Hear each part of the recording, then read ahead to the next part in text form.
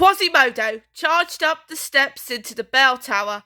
Got the girls chasing you already, Hugo teased. You must have run too fast, advised Victor, or she'll get away. Hugo began casting an imaginary fishing line. You gotta give her some slack, then reel her in, he said. Then give her some slack, then reel her in. Then, ow! He grunted as Laverne bopped him on the head. Knock it off, Hugo, she told him. She's a woman, not a mackerel. Hush, you two, warned Victor. Someone's coming.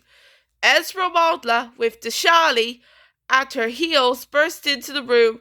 How, here you are, she cried. She stopped to catch her breath. I was afraid I lost you. Yes, well, I have. Chores to do. It was nice seeing you again, mumbled Quasimodo. He started for an open door. I gotta go now. Wait, Esmeralda said. I'm really sorry about what happened this afternoon. She glanced about the room and noticed the miniature village on the table. Did you make this all by yourself? She asked, going over a closer look. Quasimodo nodded. Esmeralda looked at the little buildings with gaunt rooftops and the tiny townspeople, and in the centre of the city stood a perfectly carved model of Notre Dame. This is beautiful, said Esmeralda. If I had your talent, you wouldn't find me dancing in the streets for coins. But you're a wonderful dancer, said Quasimodo. Well, it keeps bread on the table, said Esmeralda with a shrug. She spotted two little carved figures sticking out beneath a cloth. Oh no, Quasimodo protested. Please, they're not finished. They're not even painted yet. But Esmeralda was already looking at them. It's the blacksmith, she laughed, and the baker. Yes, said Quasimodo. I hope to carve all the townspeople one day. Esmeralda studied the perfect little carvings. You're a surprising person, Quasimodo, she said. She looked around her. And a lucky one, having this whole tower to yourself. Well, it's not just me, Quasimodo explained. There's the gargoyles, and of course the bells. Would you like to see them? Esmeralda followed it up to the narrow ladder. Deshali nimbly climbed up behind her. Look at all of these bells, said Esmeralda, stepping onto a platform. I never knew there were so many. Each one of them has a name, Quasimodo told her, pointing them out. That one is little Sophie, and these are Jean Marie, Anne Marie, and Louise Marie. They're triplets. Esmeralda laughed. Then she looked up into the enormous bell hanging above her head. And who is this? Big Marie, answered Quasimodo. Quasimodo gentle took Esmeralda by the arm and pointed out an arched window. I saved the best for last. We can see even better from outside, said Quasimodo. Outside?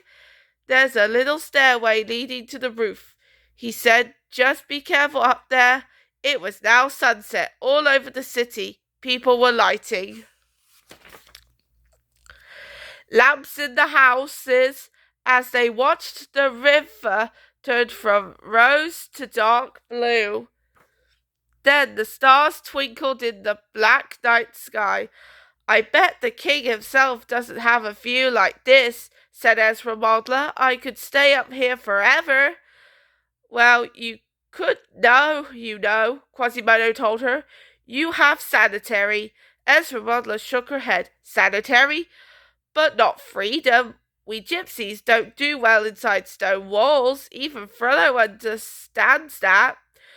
But you aren't like other gypsies, Quasimodo said. They're evil. Who told you that? Asked Esmeralda. My master, Frollo, said Quasimodo proudly. He raised me. Esmeralda was surprised. He raised you, but he's so cruel. Cruel? Oh no! He saved my life, explained Quasimodo. He took me when no one else would. I'm a monster, you know. He told you that? Asked Esmeralda. Quasimodo nodded. Esmeralda gently took his hand. Let me see. She studied the lines on his palm. These lines tell me a lot about people you know.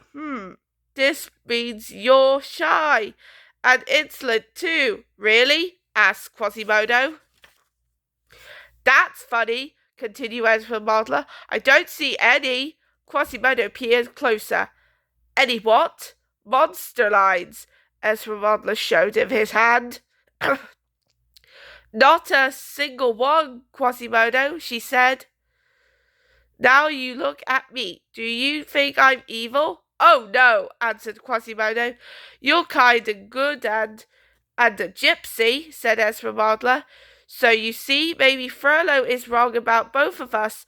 Quasimodo looked down and watched the soldiers parade back and forth in front of the cathedral. You helped me, now I would like to help you, he told her, but there was no way to escape, explained Esmeralda. Frollo had soldiers posted at every door. Quasimodo smiled slyly. We won't use a door. Esmeralda swallowed hard. You mean climb down? Sure, said Quasimodo. That's how I got the festival. Just pick up your goat. It'll be easy. Quasimodo got to his feet. You'll carry him, and I'll carry you. Ready? He asked. Well, said Esmeralda, I'm not sure. Quasimodo carefully picked her up. Don't be afraid. I'm not afraid, Esmeralda said firmly. Here we go. Quasimodo took a wide leap over the ledge and grabbed the parapet. Together, they dangled high over the city. The Charlie let out a loud bleat. Now I'm afraid, said Esmeralda. Quasimodo shifted his weight a bit. The trick is not to be looked down. You've done this before, asked Esmeralda, as Quasimodo leaped across the cathedral's facade. Oh, not exactly, Quasimodo admitted. Esmeralda gulped, closed her eyes, and hung on tight. Quasimodo landed lightly on a huge supporter that arched out from the side of the cathedral. Esmeralda was impressed. Say, you're really good at this, she said. Suddenly a tile broke loose under his foot and Quasimodo slipped. Hold on, he yelled. They slid all the way down, stopping a short few feet from the edge. Made it, Quasimodo said proudly. A dislodged stone shot out into the air and tumbled onto the street. Two passing soldiers looked up. Then they shrugged their shoulders and walked on. They didn't see us, whispered Esmeralda. It's only a few feet on the ground. You can easily jump. I hope you weren't too scared, said Quasimodo. Not at all. Not in an instant, joked Esmeralda. Quasimodo smiled. I'll never forget you, Esmeralda. Esmeralda gently touched his face. Come with me.